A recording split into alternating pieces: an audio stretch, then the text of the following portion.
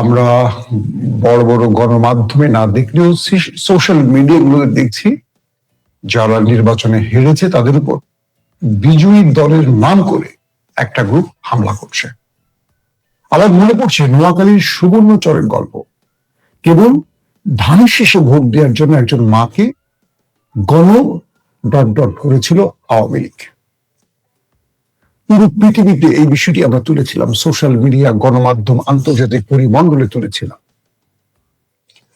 আফসোস, সার্জিস আলম যখন লিখছিলেন পঞ্চগড়ে তার নেতাকর্মীর বাড়িঘর ভেঙে দেওয়া হচ্ছে, লুটপাট করা হচ্ছে, মারধর করা হচ্ছে, সোশ্যাল মিডিয়ার টাইমলাইন গুলোতে ভরে যাচ্ছে এই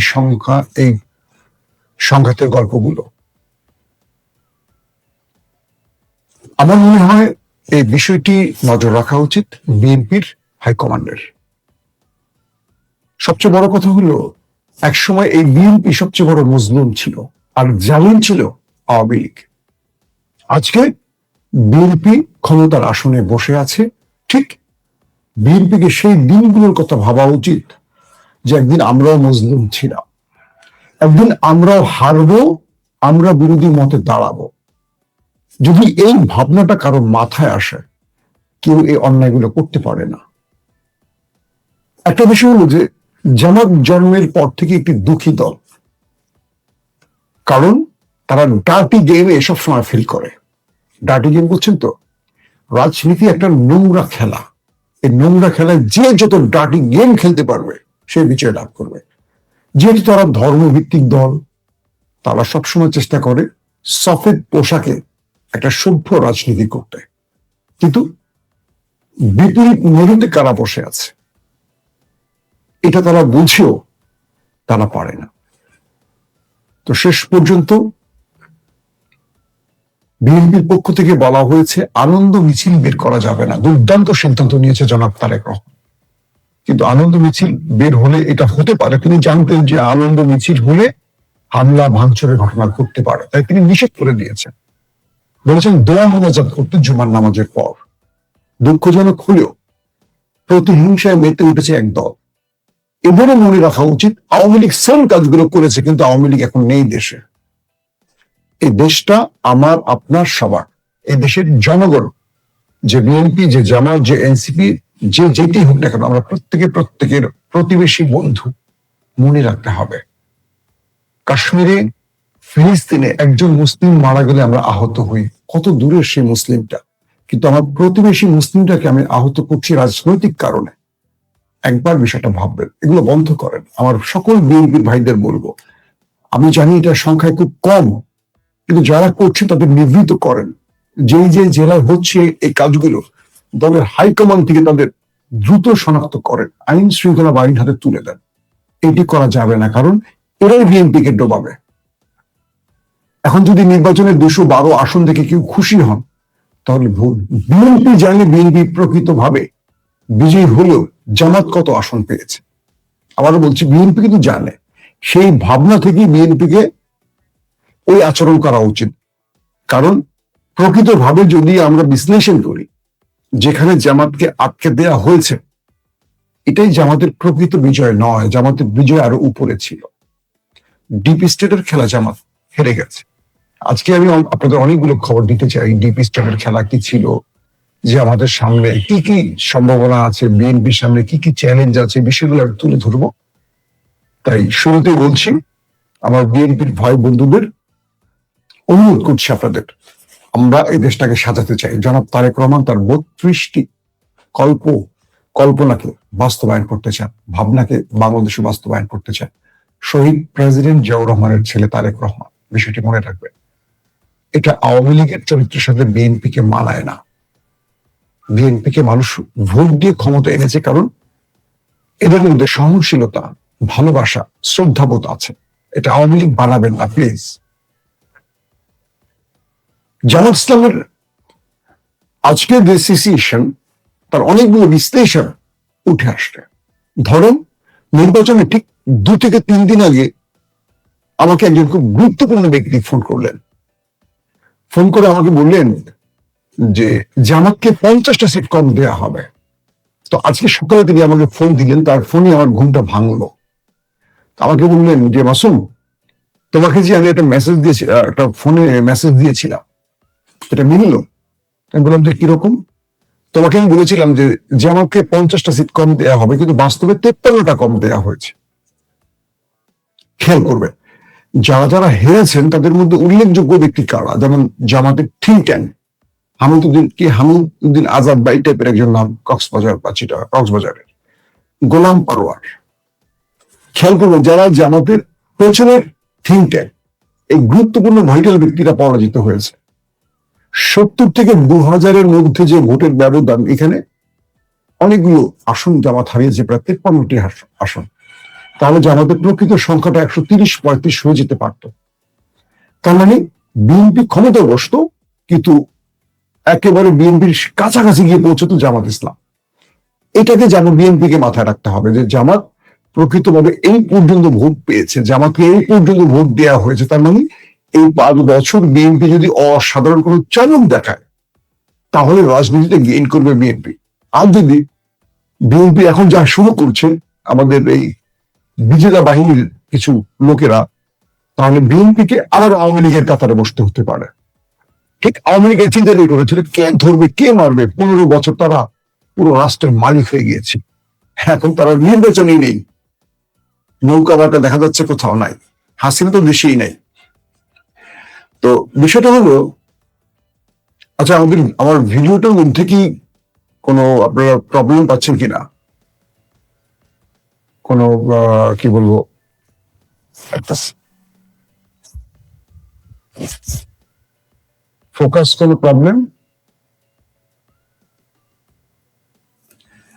একজন লিখছেন আপনি জামাতের দালালি করছেন, এ আর কি রান্নার নাম বললাম না। জি, আমি জামাতের দালালি করছি। আপনার ভালো লাগবে থাকেন, না হলে বেরিয়ে যান লাইভে।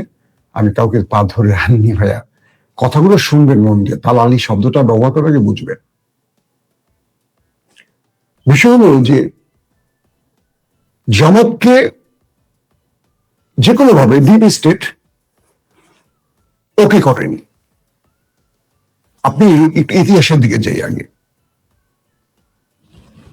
দুঃখিত, আমার ক্যামেরার মধ্যে ফোকাস কোনো প্রবলেম হচ্ছে।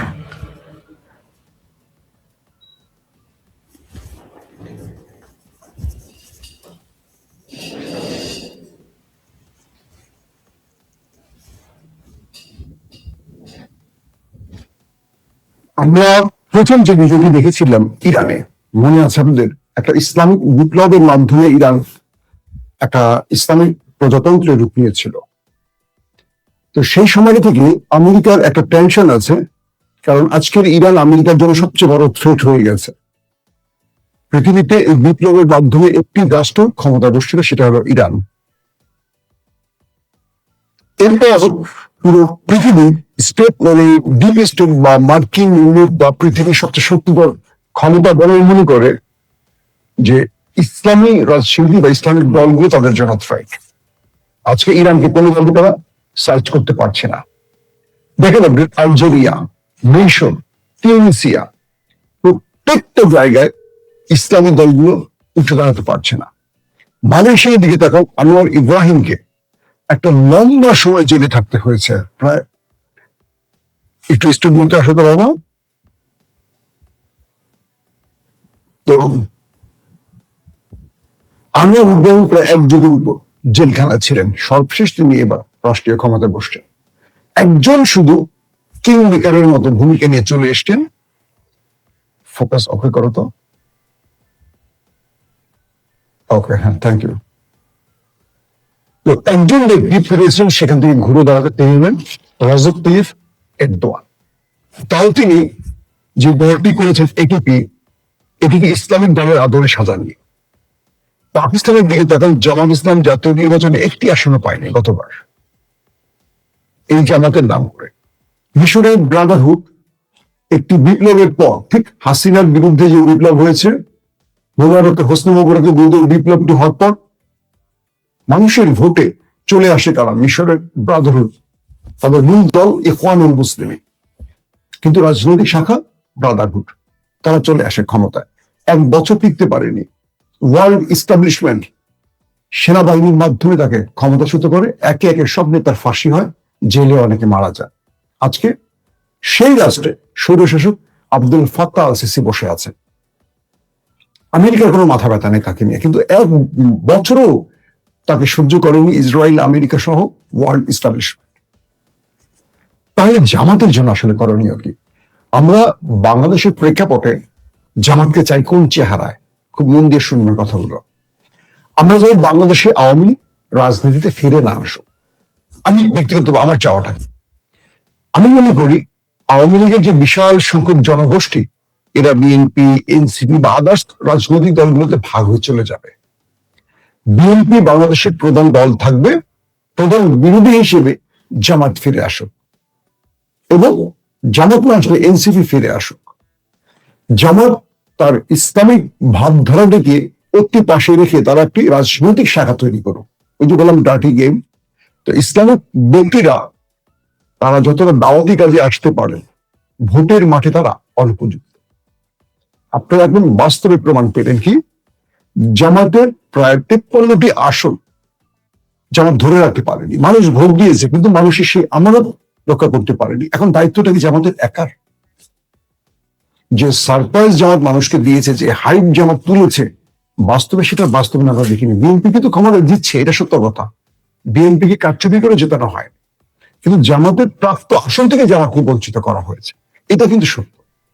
এখন দেখেন, বিএনপি নির্বাচন ইঞ্জিনিয়ারিং বলেন, নির্বাচনের বিজয় বলেন, নির্বাচনের মেকানিজম বলেন, বিএনপি জানে, এটা কিন্তু জামাত জানে। একদম ডাইরেক্ট প্রমাণ হয়েছে, জামাত তার নিজেদের ভোটারের ভোটগুলি আদায় করে নিতে পারেনি, কিন্তু বিএনপি পেরেছে। নির্বাচনে কোন সময় কোন প্ল্যানটা খেলতে হবে বিএনপি জানে। তারা একটার পর একটা কার্ড খেলেছে, যে প্রার্থীরা হেরে যেতে পারেন তারা জিতে গেছে। মানুষ আফসোস করছে, কাঁদছে, কষ্ট পাচ্ছে, কারণ জামাতের এজেন্টরা জানেন না আমাকে কিভাবে নির্বাচন করতে হয়। এদেরকে জামাতের স্থানীয় যারা অনেক প্রার্থী আছেন, তারা নিজেও ঠিক মতো জানেন না অনেক কিছু। নির্বাচনের গেম কি জিনিস, নির্বাচন কিভাবে বের করে জয় ছিনিয়ে আনতে অনেকে জানেন না এগুলো জামাতের, যারা এবার নির্বাচন করছে। এখানে জামাত মার খেয়েছে অনেকগুলো জায়গায়। তো বিএনপি সেটাকে খুব পারফেক্টলি করেছে। অনেকে বলেন যে বিএনপি যে প্রার্থী দিছে এগুলো ম্যাক্সিমাম চাঁদাবাজ, মাফিয়া, এটা সেটা। তারেক রহমান কি জানেন না এরা কিরকম? জানেন। কিন্তু তারেক রহমান 300 জন ভদ্র ব্যক্তিকে কেন প্রার্থী করলেন না? তার প্রধান কারণ